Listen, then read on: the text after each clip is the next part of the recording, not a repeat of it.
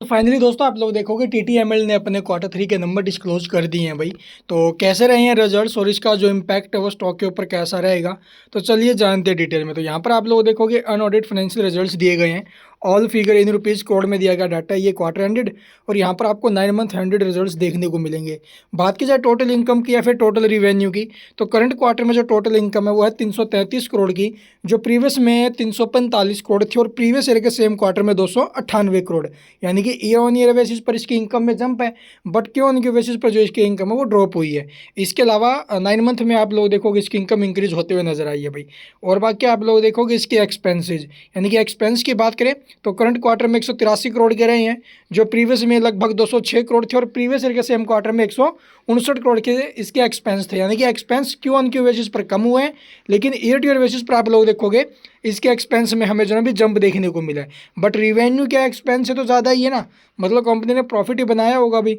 लेकिन आप लोग देखोगे इसके कुछ एक और एक्सपेंस हाई हो जाते हैं, फाइनेंस कॉस्ट हो गया, ठीक है, ये आप लोग देखोगे फाइनेंस इनकम आप लोग देखोगे बहुत ज़्यादा हाई हो जाते हैं, डेप्रिसिएशंस, ये इसके चलते आप लोग कंपनी हर बार लॉस में जाती है भाई। तो अब की बार आप लोग देखोगे जो फाइनेंस कॉस्ट है वो 423 करोड़ के आसपास बैठी है, जो प्रीवियस में 428 करोड़ थी और प्रीवियस ईयर के सेम क्वार्टर में 410 करोड़, जिसके चलते कंपनी प्रॉफिट के बजाय लॉस में जाती है। तो यहाँ पर आप लोग देखो जो लॉस हमें देखने को मिला आफ्टर टैक्स वो है 315 करोड़ का, जो प्रीवियस में 330 करोड़ था और प्रीवियस ईयर के सेम क्वार्टर में 307 करोड़। तो ईयर टू ईयर बेसिस पर एक्सपेंस बढ़े हैं, सॉरी इसके जो क्या बोलते भी लॉस बढ़ा है, बट क्यों उनके बेसिस पर लॉस में थोड़ी बहुत गिरावट आई है भाई। इसके अलावा अर्निंग पर शेयर 1 रुपये 61 पैसे माइनस में, प्रीवियस में 1,70 था, प्रीवियस सॉरी 1,69, प्रीवियस ईयर के सेम क्वार्टर में 1 रुपये 57 पैसे माइनस में था।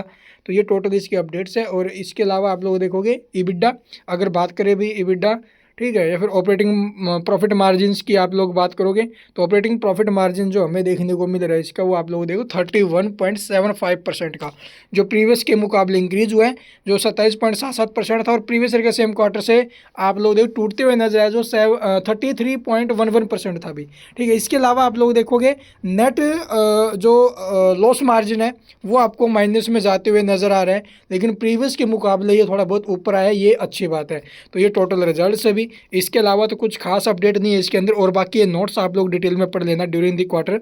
और क्या कुछ हमें देखने को मिला, अभी डेट इक्विटी रेशो की बात की जाए तो यहाँ पर देखोगे debt equity ratio as it is same रहा है, इसमें कोई चेंजेस नहीं है, ठीक है। Thank you for watching the video.